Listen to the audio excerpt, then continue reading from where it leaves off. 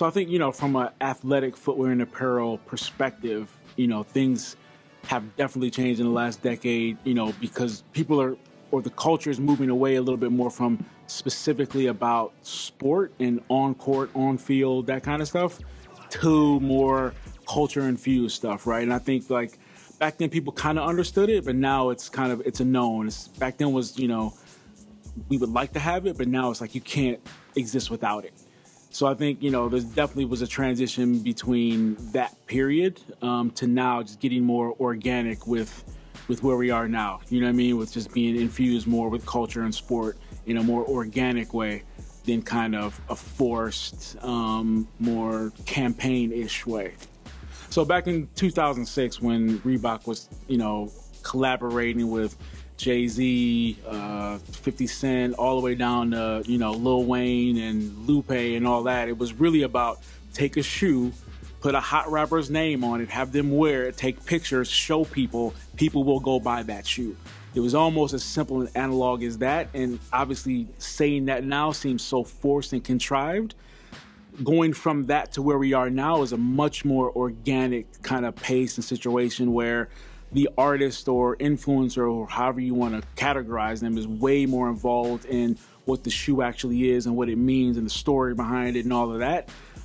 Because now culture is way more authentic. So the kid or the consumer now is demanding that authenticity.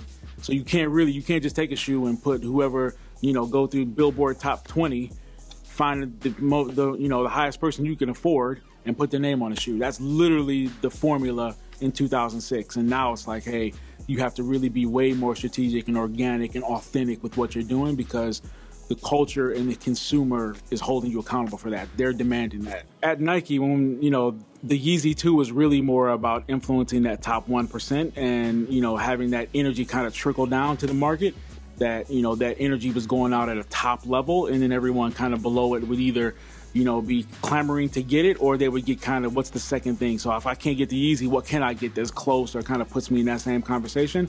And that's when, all the other kind of shoes and styles play into that.